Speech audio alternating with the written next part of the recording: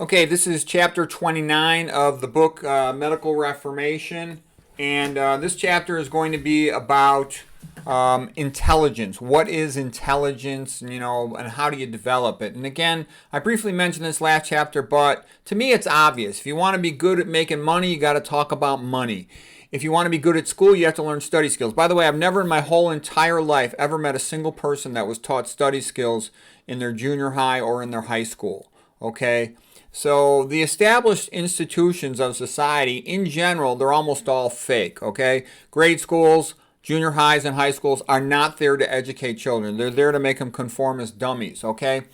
So we're going to talk a little bit about developing intelligence. And remember, the goal of all this is to be the best you can be. My goal is to be the best doctor in the world, to understand stuff better than anyone else in the whole world. So I really want to get everything right, okay? Because I know it makes a giant difference, all right? And I've seen how people develop intellectually. Most people, they're stuck in this mentality of, oh, if you're smart, you get a good grade in school. But school doesn't really teach you how to do anything original. Doing original work is something you do on your own. It doesn't even consider that. And I'll just give you one example, like with my kids. I was trying to nurture a love of learning and reading and thinking and presenting and drawing in my kids. And my wife would be like, what is wrong with you? You're obsessive, compulsive, you're crazy, you're autistic, you're going to make the kid as crazy as you. A fourth grade kid doesn't need to learn PowerPoint. And I'm like, sweetheart, you don't understand. Let me just talk to the kid about academic stuff. I get it in a way you don't get it. What I'm trying to say is if you want a kid to be good at drawing, let them see all the beautiful art. Then they'll want to create art themselves. It's that inner drive that's built in them from seeing how great something is, how beautiful it is, how magnificent, how good it is. And so what you want to do is focus on building that, and the grades in the school will take care of themselves, rather than this idea, you always have to be a carrot and a stick. No, inner drive and love and sense of awareness of greatness and beauty and goodness and a noble goal, those things are much more powerful than just the carrot and the stick. Okay, so first quote. This is from Albert Binet, the inventor of the IQ test. With practice, training, and method, we can increase our attention, our memory, our judgment, and become more intelligent. So the guy who invented the IQ test knew it's pretty obvious you can increase IQ. And all these college guys are a bunch of phonies who say you can't increase IQ. That is completely untrue. And they should be ashamed of themselves. But like I said, they're not there to help the kids, okay? They're there to get their money and maintain the institution's standard policies and hierarchy. Okay, Theodore Dalrymple, he's this writer from England, and here's what he says. He says, the British are barbarians camped out in the relics of an older and superior civilization to whose beauties they are oblivious. Yes, when a population loses respect for their history and their tradition, their history and their traditions get destroyed. And that's what's happened in England. That's why England has turned into a third world crap hole, and that's why America is turning into a third world crap hole. So the way to prevent that is for people to be aware of these things, and you have to care about something in order to preserve it. Western civilization is the greatest civilization ever existed in the history of the world. There's nothing even close, okay? I've been studying art, okay? It's so magnificent, it's not even funny. The music, it's so magnificent, it's not even funny. There's nothing even in the ballpark, all this multicultural stuff. Why does everybody want to come to the United States? Or did used to in the past, from about 1960 to 1990. Then it's been going down rapidly since then, okay? Whereas Americans don't want to go anywhere else, even the educated ones. All right, so the next quote. This one's from Charles Darwin. Even people who aren't geniuses can outthink the rest of mankind if they develop certain thinking habits. Yeah. And John Taylor Gatto, he's a great educator, wrote a bunch of books about developing the brain and education. And he basically said, look, all the poor kids go to these typical public schools where they just do rote memorization and they're sort of, managed like cattle. He says the wealthy kids send their kids to boarding schools or to, prep schools where they have a lot of sophisticated debate, pursue their own individual interest, and those things really develop your mind. Okay. So here's some quotes from Neil Stephenson, the writer. The difference between stupid and intelligent people, and this is true whether or not they are well educated, is that intelligent people can handle subtlety. And that's true. They can handle the nuance. Okay, his next quote. The difference between an ignorant person and an educated person is that the educated person knows more facts, But that has nothing to do with whether or not they are stupid or intelligent. Yeah, so an educated person has memorized something. A lot of degrees are really just guild barriers. Like look at the medical degree. It's a guild barrier, so someone else can't sell the same drugs. But it doesn't mean the person who has the MD is necessarily smarter. They just pay their dues academically. As we well know, health coaches have a lot more to offer people for improving their health than do most doctors, the vast majority of doctors. Because medical school just teaches you how to sell drugs. If you learn health for real, nutrition, epidemiology, toxicology, you can really help people. Okay, here's a good one by Mary Pettibone Poole. To repeat what others have said requires education. To challenge it requires brains. Yeah, that's one of the reasons why I like McDougall a lot. Because McDougall looks at the established paradigm and then he studies it extensively from multiple different perspectives, and that's kind of like John Stuart Mill's quote, to really understand something, you got to read about it from all the different perspectives. And he'll do that, and then he'll show what is objectively true and not true. So I think that's very good on health and nutrition topics. He's great at doing that, okay? I think, the internal medicine docs, like Dr. McDougall and Esselstyn, sort of the same ilk, even though he's a surgeon. They sort of think they've achieved, health nirvana by doing what's best for the heart, and they'll tell you what's good for the heart is good for the brain. I actually see things a little different. I'm primarily a brain doctor, and I sort of think what's good for the brain's a lot more fussy than the heart. So I go into a lot more stuff they're not going to go into because the brain's fussier. But I can just tell you, I've studied all these guys.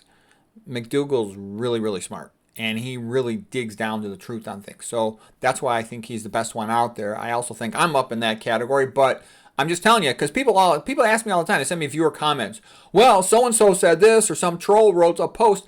I get lots of trolls that post the opposite of the truth. So you have to be strong in your mind. Realize no one cares about you. You're a pro. You have no money. There's nothing you could do for anyone, okay? That's important to know because the pros, they get so badly abused. I really feel sorry for them. I see terrible things happen to pros all the time because they're naive. They sort of trust the system. They don't have any awareness of the fact the system could give a rat's tail about them.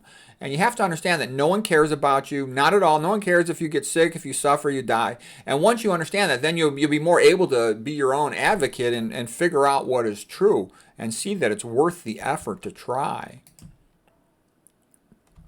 Because I've had even a bunch of friends, family, and relatives who go to some local expert and they go, well, it's not your specialty. I think I'm going to go with the expert. I'm like, you do whatever you want, you stupid chump.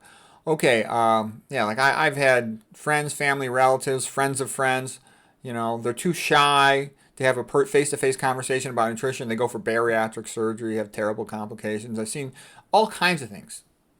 The average person in the public thinks surgery is like this great thing. Surgery is very dangerous. There's times when you need to have it done, but there's often major consequences to it, so you don't do it unless you have to. Okay, now here's something about general intelligence. I think this is Jordan Peterson quote. Oh no, this is Jeffrey Miller quote. Jeffrey Miller is another professor. He wrote some books about IQ. Okay, so he's a psychologist. He wrote a book called Spent, which is actually a pretty good book. All right, so here's his quote. General intelligence, also known as IQ, intelligence quotient, or general cognitive ability, they often call it the G factor, is a way of quantifying the intelligence variability among people. Here's the big line. You want to remember this one. You might want to print screen this one. It is the best established, most predictive, most heritable mental trait ever discovered in psychology. So out of everything in psychology, this is by far the most scientific thing there is. The thing that everybody from all the universities and other places criticizes and stuff is actually the thing that's actually true and most reliable. And then Miller goes on. He says, whether it's measured with a formal IQ test or assessed through informal conversations and observation, IQ or intelligence predicts objective performance and learning ability across all important life domains that show reliable differences. I would even take it a little farther. Like, what is the verbal SAT? It's basically a memorization test. How much vocabulary have you memorized? How many logical fallacies have you memorized and are capable of using on a daily basis in real life interactions? And this is not a question of how smart you are. It's a question of how much knowledge you have accumulated. And that's why it's so worthwhile to study for these tests, is because you can dramatically improve your performance. like I said too, when the first time I took the SAT test, I was a junior in high school. My whole self-identity was an athlete. I'm like, oh, the stupid test is a hassle. I went out the night before. I could care less. I just took the test, and I did reasonably well, but I later started hanging around about 6 months later with some guys who were on the cross country team, and they had all done much better than me on the SAT test. And I was pissed off, and I would say to myself, and I was starting to think, wow, gosh, my injuries for wrestling had not fully healed. I kept getting re-injured, and I'm like, well, gee, I might have to become serious about school. And I played like Mastermind, Monopoly with these guys. And I'm like, gosh, I can hang with these guys. They're not that much smarter than me. Why not me? Why can't I score better on this test? So I just bought the book, and I retook the SAT like 2 or 3 more times, and my score went up about 300 points more. So way, way, way up there. And there was no change in my brain. There was no change in the genetics of my mind. I simply studied for the test, and it makes a giant difference. I didn't go to any courses. I just bought the book at home and went through it. Okay. Okay, so, and then Jordan Peterson will tell you the same thing. Jordan Peterson has some decent lectures on IQ, and he'll talk about it's the most reliable thing in all of psychology. That's actually well known. People just get pissed off because the results don't come out the way they want them to come out.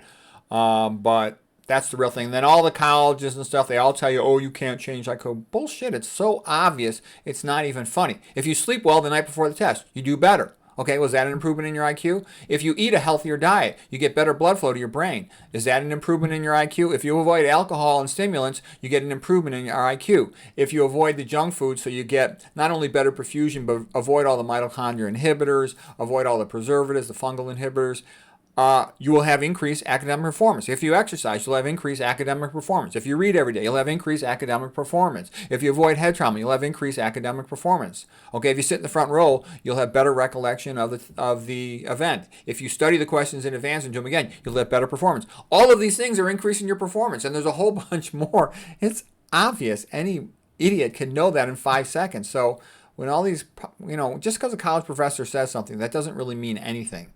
College professors, in my experience, are mostly a joke, okay? All of the greatest men are maniacs. They are possessed by a mania which drives them towards their goal. This is Ian Fleming, the author of James Bond.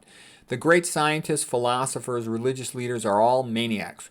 What else but a blind singleness of purpose could have kept them in the groove of purpose? Mania is as priceless as genius. So there's a point in that. I mean, one of the reasons why almost all the great geniuses who transform a field are a little bit crazy is in order to go way beyond what other people have done and being able to see things in a new way, you have to have this incredible monomaniacal devotion to it, And Goethe said as well, in order for a man to learn a complex topic, he must love it. And Schopenhauer had said, the best books, they're all written by, almost all of them are written by amateurs because the amateur does it out of love because he's really interested in the subject. He wants to understand it. Whereas most professionals are kind of phony. If they publish something, it's just, because they get paid to do that. It's part of their job, part of their prestige. It's just all of a BS game that they play. And Schopenhauer would point out he was the best philosopher ever in the history of Germany. Well, him and Nietzsche and Goethe's kind of up there. There's a little bit of a different stock. But he couldn't get a job as a philosopher. And he said, you'll almost never see a philosopher who is a philosophy professor who's a philosopher, which is kind of funny. Okay, a little bit now about what is intelligence. We'll come back to more quotes on it in a moment. So some bits about defining intelligence. On the one hand, you could say intelligence is more than one thing, by the way. And it's sort of, these are parts of it. The quickness to understand. I know a lot of doctors that are quick to understand. They will get something rather fast, which to me indicates they're highly intelligent in terms of their genetic intelligence. But a lot of them, they could care less. They just want to make their money, go home, spend some time with their family. They could care less about really learning. They've sort of got learning helplessness. They've learned that patients never get better from the chronic diseases. The whole thing in medicine is kind of a big joke. So you just show up, pay your dues, go through your motions, practice ascending care. You get your money, okay? And they don't care. They're not going to read a paper or read a textbook beyond what they have to for boards because the whole thing's a big joke. Okay, so what I'm trying to say is they won't get as high in their knowledge as somebody who really wants to understand. Like I told you, my internal medicine friend told me that his friend is smarter than me because he thinks his friend understands things faster than I do, and he probably does. But he's not that curious, so I know tons more than he does. So the desire to learn, the higher level curiosity increases your intelligence in that given field or domain. Ability to recognize patterns, to connect the dots, put it all together. Ability to handle nuance and complexity. Okay, ability to learn stuff, can they learn quickly? Can they learn from their experience and apply it to something new? Are they able to think abstractly? Are they able to create a more accurate model of the world? You basically, to be a true expert, you have an accurate model of the domain, whatever it might be. Practicing medicine, understanding nutrition, living healthy. Are you able to see the connections between seemingly disparate items and come up with new metaphors? See the connections between seemingly different fields. And whatever field you're in, you have to read the adjacent ones. Like if you want to be good at nutrition and be really, really good at it, you got to also read toxicology. You got to also read epidemiology. Those are the adjacent domains that are relevant. Ability to perform the task, okay? Ability to solve problems in that domain, the ability to do, like, if you're in a plug and chug class, you got to know how to solve problems. But in more than that, in real life, like Aristotle's old quote, a shipbuilder builds ships. Okay. Like for a lot of students, they'll have studied the notes and think they understand the lecture, but you got to do the practice problems. That's more of a school thing than a life thing. Okay, ability to succeed in life. Can you act in your own interest responsibly? Can you accomplish your goals? Can you motivate yourself to follow through? Because a lot of times, greatness comes from just having the desire to push every day. A lot of times you'll see a young person, and it's the kid who's got that intensity of purpose who goes on to be great success. I had a friend in wrestling, and he was not the most talented guy. I could kick the crap out of him pretty easily, okay? But he really wanted to be a wrestler. And he just went to every practice, stayed late every day during technique, went to every single tournament in the off season, and he became a World Open Cup champ. He became a superstar. He's 3-time All-American. He was great. And it was all just mostly from desire. He really didn't have that much athletic ability. Okay, so intensity of purpose is an essential thing. And the great champions I know, like like Mark Schultz, World Olympic champion. At the time, he was sort of just out of college. He's like, I don't even own anything except for this stupid motorcycle, and it doesn't work. But I'm going to be a world champ. And that's all he cared about, and he did it, And that guy was like the most intense person I ever met in my life. And that made him a lot better. Okay. He would do weird things like not even talk to anyone a week before a tournament. And he felt that magnified his intensity when out there on the mat. And it did. I saw it. It was kind of amazing. Okay, the ability to control one's emotions and to behave in one's self-interest. Yeah, people who are emotional and impulsive and overreact immediately all the time, they seldom achieve much. You got to learn how to kind of keep your cool, because a lot of bad things are going to happen, especially as you rise to higher levels. A lot of people are going to be jealous of you. They're going to sabotage you. They're going to badmouth you. They're going to do passive-aggressive crap. And so you just have to accept that that's part of rising in a competitive environment, is all these games and stuff. So you have to keep your cool. Don't burn bridges for no reason, that sort of thing. And then, again, ability to navigate whatever domain it is that you're in. And what I'm talking about, the relevance of understanding all this stuff, is you develop improved metacognition, the ability to think about thinking about what you're doing, to be more conscious in real time, and you'll make wiser choices. You'll be better able to see the consequences of your decisions. You'll be better able to adapt, better able to keep your options open. Language skills. Okay, somebody who's got a high verbal IQ, they have the ability, to make jokes and puns and rhymes. That's a sign of being clever. And that's a good thing. Anybody who's funny is actually pretty clever. They might not be serious about school, but they're smart. Okay, the ability to perceive and to describe things. Somebody who's really good in a field, they can look at it, and I remember like this with the Schultz brothers, with Dave and Mark Schultz, and they could talk about technique in so much detail, and you could see it as they were describing it. It was pretty impressive. Ability to make sophisticated observations. That's kind of more the same thing. Like a great art historian can real quickly connect all the findings in the picture and tie them into historical connections. A good doctor can look at a complex, let's say, CT scan, MRI scan, or patient's chart and put it all together. That's somebody who really knows the domain, a true expert. Okay. And the big thing in most domains, is you have to know what causes something, what causes what. So like to be a great doctor, you got to know what causes a disease. In conventional medicine, they never learn what causes the disease, and if you don't know what causes the disease, you're probably not going to be too good at treating it, so you can't be that good of a doctor. You got to learn causes, okay? And we've talked about, basically poor nutrition and toxicology cause most things. Eventually, motivation comes from within.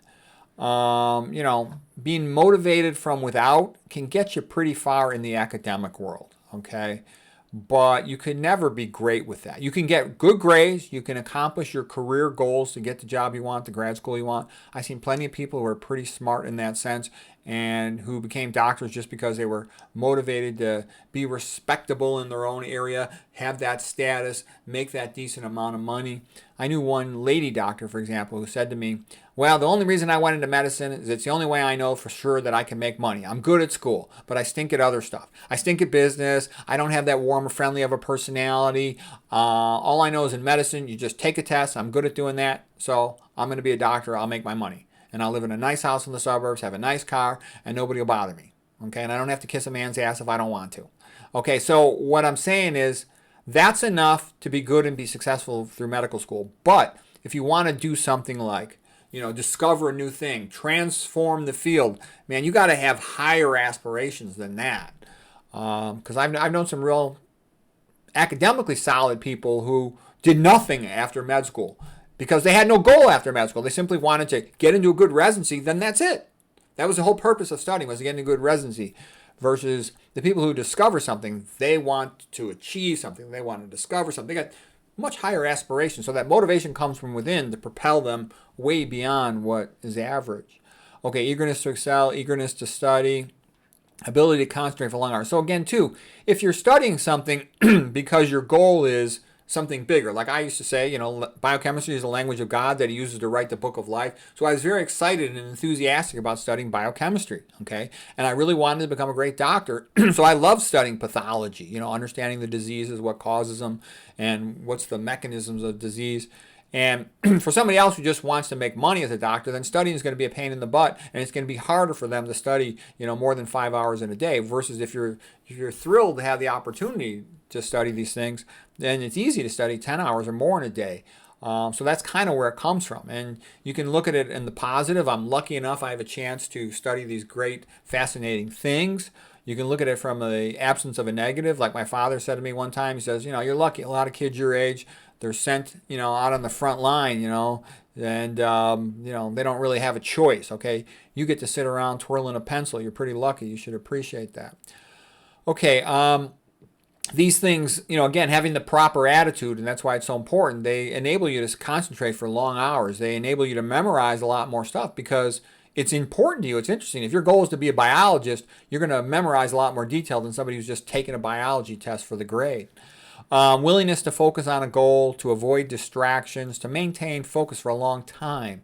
That's characteristic of geniuses, okay? They obsess on something until they figure it out. Intense personalities focused on learning. I think drawing really adds to academics. I wish I learned how to draw. And one of my big regrets in life right there. They're tenacious about learning. They're highly curious. And I know some of the really smart people I know because I actually took some advanced chemistry. I was considering becoming a chemist. And I hung out with some of these kids who were the best students in chemistry. And we just had an enjoyable fascination. It was fun for us to talk to each other. Because usually you take a class and there's 400 students in some giant lecture hall. Nobody knows each other. At the end of the semester, you see a little grade, and it's very impersonal. Versus in some of these advanced biology classes, I was hanging around with the kids. In my advanced biology classes, we're going bird watching, talking about nature, and my advanced chemistry classes, we're talking about synthetic mechanisms, and that was a lot of fun. Because we truly were interested in it rather than just, hundreds of people trying to get a grade. Okay, they often have a playful sense of humor. They're nonconformists. Because if you're going to be smart, you're going to end up being nonconformist. Because conformist is usually sort of average. It's not the highest levels.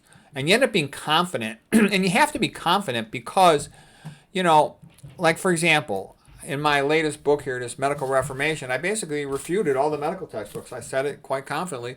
All the conventional medical textbooks in internal medicine, the internal medicine subspecialties, they all stink. They're all an embarrassment and a joke.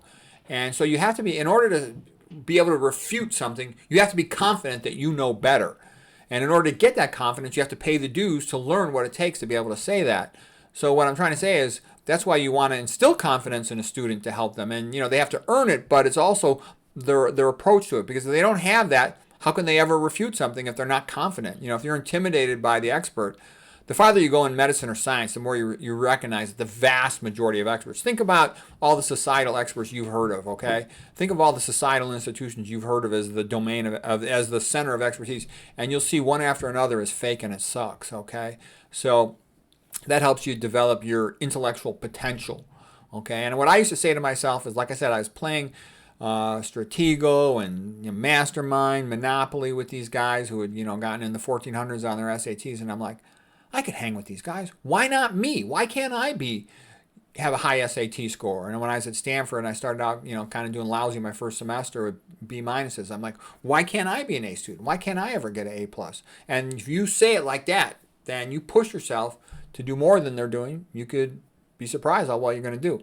Okay, a good vocabulary, sign of verbal intelligence. Verbal intelligence is the most important one for school, actually for life too, because you got to tune it into being socially intelligent, but it's much more important than math. Math is important for engineering and physics and stuff, but not many people go into those fields.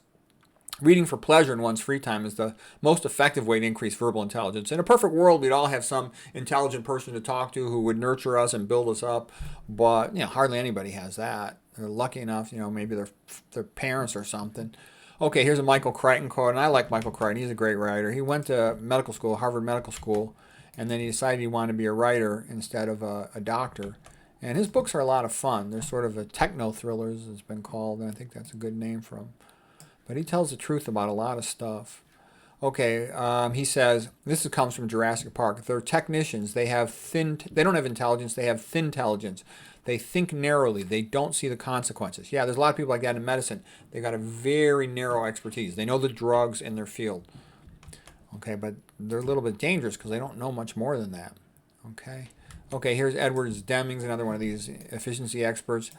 Experience by itself teaches nothing. Without a theory, experience has no meaning. Without theory, one has no questions to ask. Hence, without a theory, there is no learning. And there's some truth in that. If you want to understand something big, like cancer, you need to know what the somatic mutation theory is. You need to know why it's almost entirely bogus. Then you need to know the metabolic theory of cancer, and you have to understand why. It's very accurate and is by far the most useful thing.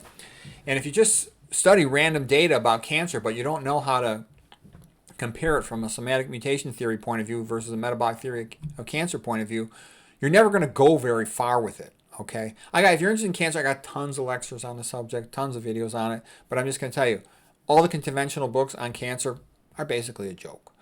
Okay, when you start reading Seyfried takes you pretty far. He's good, but then I totally disagree on nutrition. He screwed up on nutrition in my opinion. But his theory, he was real good. Otto Warburg, etc., etc. Okay, next one here. This is a guy, real clever guy, Edward de Bono. Okay, he's another one of these thinking expert guys, and he's an MD, PhD. He said, intelligence is something we're born with. You have a genetic IQ, but thinking is a skill that's learned. That is true, okay?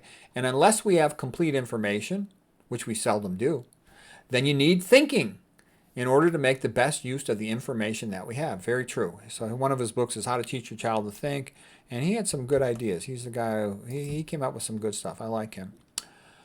Okay, the next one is Nietzsche. Okay, Nietzsche's kind of interesting. Nietzsche's always confrontational and controversial, but I think the deal about Nietzsche that's not widely talked about, he really hated Christianity, he really loved the ancient Greeks. A big thing that a lot of people don't know about him, I think he was homosexual and very ashamed of it.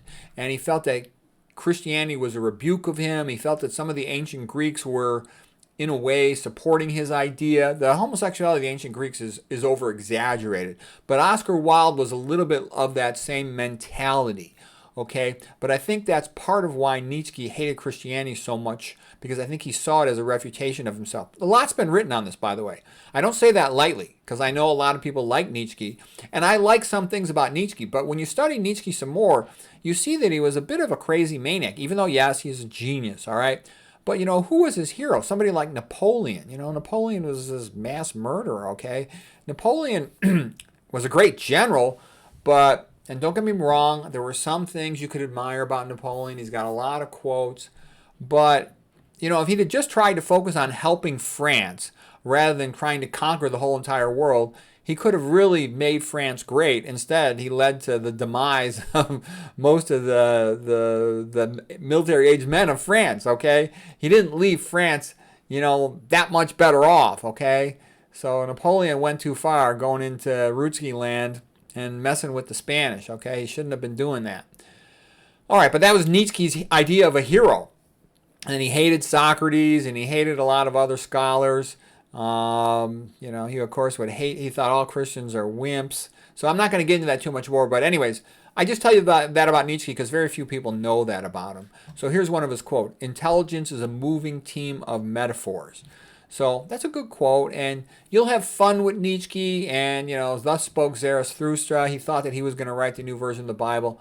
But I think Nietzsche helps you build your self-confidence, but Nietzsche can't get you there. I think he ended up dying of syphilis that he contracted from a prostitute, and he was just sort of pathetic in a lot of ways, too.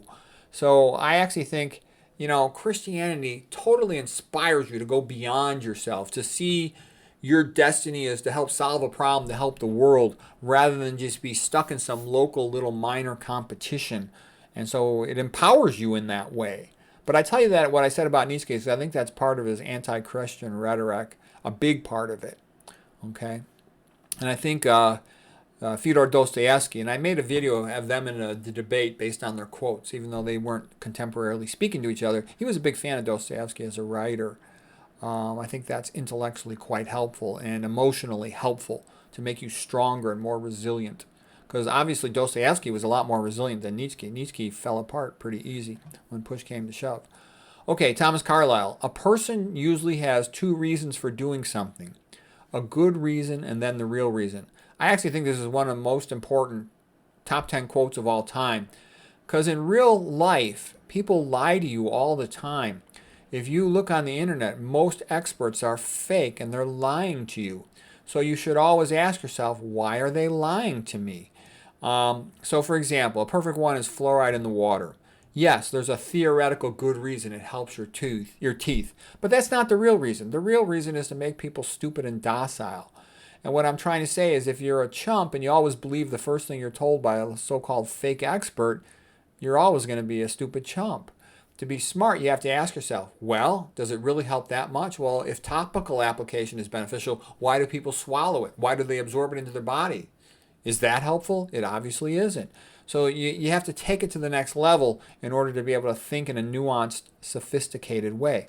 Here's another great quote by Edward de Bono. Most mistakes in thinking are mistakes in perception rather than logic. Our logic is pretty good. If you give us the facts, we can figure out what to do with those facts. The problem is most people never get the correct facts. Like on fluoride, they never learn that it's a brain toxin. It increases traversal of the blood-brain barrier. It forms complexes with aluminum. It promotes leaky gut. It's toxic to the intestinal lining. It's toxic to the good gut bacteria. It increases cancer risk. They never have that additional information. Then you can say, with all that information, your logic will tell you, well, the risks outweigh the benefits, so it's a bad thing. Okay, most people just have the simple deck of, well, it's good for teeth. Okay.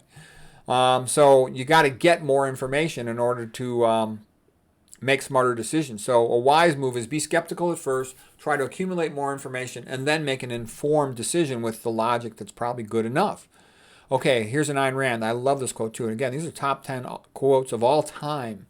If you think there is a contradiction, then recheck your premises. So I would have times when I couldn't figure something out because based on what I knew, it just didn't make sense. So like she says, recheck your premises means go back, get more information, and once you do that, a lot of times your initial assumptions were wrong, okay? The people putting fluoride in your water are not doing it to help you. They're doing it because they want to hurt you, okay? And once you get that, you can think a lot better. Conventional medicine is not there to help you. It's there to make money off you. It's there to sell you drugs and surgeries and imaging tests and blood tests, okay? Once you realize that, you can see what it's good for. It's good at curing acute disease. It's good at helping out with some chronic problems, usually the uncommon ones. But you can navigate the domain effectively because you have a more realistic data set. Okay, D.K. Simonton. A genius is someone who transforms their field. And I love that quote because somebody will say a lot of times somebody who's a really good student is a genius. No, there may be a prodigy, somebody who learns fast, who learns something well that they're taught. But a real genius is somebody who can take a field and change it, turn it upside down. So I think that's why I think McDougall's a genius. Is he'll take something like coronary artery disease and say, gee, stents don't work at all. Open heart surgery doesn't work at all. So I'll give him credit for that. I wouldn't hire him as a weatherman, but do I think he's great on these nutrition and health topics? Yes, I do. And I also think, part of becoming a genius in your field is you study the previous people in your field, okay? Anybody who studies nutrition is going to be much, much, much, much better if they study the great nutrition experts. Study. And McDougall says this, and he's right. Study Kempner. Study Burkitt. Study Pritikin, okay? And there's other great ones out there too. Study them, because you can then take everything they've learned, and now you're like in a pretty strong position to then add more information and bring it in. Okay. Good quote by Zig Ziglar. Logic makes people think. Emotion makes them act. And that's a good one too. To most people, they're almost completely oblivious to logic. Like with patients, they almost never get it. You got to somehow make it emotional for them, and then you have a chance. But that's also why, I personally think getting a cardiac calcium CT scan is totally stupid. Anybody who ate the Western diet already has cardiac atherosclerosis. It's a fact. Why get a stupid test and radiate yourself? On the other hand, though, I've seen patients who, once they see those calcifications on the coronaries in their heart, then all of a sudden they feel energized to act and change their behavior, versus you could talk to them till you're blue in the face, and to them it's all nonsense. They don't understand any of the physiology, pathophysiology type stuff. And even most of them don't tend to really get the epidemiology as simple as it is. Okay, Ayn Rand. The purposeful, disciplined use of his intelligence is the highest achievement possible to man. And that's a little bit like Aristotle's quote. Thinking and contemplation are the highest pleasures in life, because unlike the other pleasures, they do not wax and wane. Making the two-back beast is a lot of fun, but it only lasts for a brief amount of time. Eating food is a lot of fun, but it only lasts, a few hours. Versus thinking and trying to understand something and studying it, that can go on for days, weeks, months, and years. Okay, here's another Ayn Rand quote, great quote. In order to live, a man must act. In order to act, he must make choices. In order to make choices, he must define a code of values. In order to define a code of values, he must know what he is and where he is. He must know his own nature and the nature of the universe. So he needs philosophy. There is no way to escape this need. The only alternative is whether the philosophy guiding him is to be chosen by his mind or chosen by others. Okay? And so I think most people, that's what they do. They just see what other people do. Oh, we're supposed to wear deodorant, so they put deodorant in their armpit. But someone who really thinks will often go against convention because it doesn't logically serve their interest to do it. Okay, here's some quotes by Nikola Tesla. He was also a great genius. He worked, of course, with Thomas Edison, the inventor. Tesla was a lot smarter at science, but Edison was smarter at the social and business aspect of things. And Westinghouse was also a genius, too, involved in, alternating current and some of those great electricity inventions. So Nikola Tesla. The mind is sharper and keener in seclusion and uninterrupted solitude. Originality thrives in seclusion, free of outside influences, beating upon us to cripple the creative mind. Be alone, that is the secret of invention. Be alone, that is where ideas are born. So I had the experience, being in high school with a lot of friends and really happy, and then going to Stanford and not knowing anybody and being painfully lonely for years. I mean, there was no escape from it. There was not going to be anything fun this weekend or the next weekend or the weekend after that or the month after that or the entire year, and you just knew that's how it was. And I hated it. But, man, I just kept getting better at school because I had nothing else to do but study and think about academic subjects. And I also know from experience, too, I used to be a surgeon, an imaging-guided surgeon, and I would get paged all the time. I'd have to go in at night on weekdays. I'd have to go in at night on the weekends. I could never do a long, complex project. Like I stopped writing books because I would get paged in the middle of, let's say, a Saturday morning. Got to go to the hospital. Got to put in a kidney drainage tube, percutaneous nephrostomy or something. And so I could never have predictable blocks of time. Then later on, when I switched to primarily mostly doing neuroradiology, I still do a little bit of interventional, and I still do general radiology, a few other things, but I do mostly neuroradiology.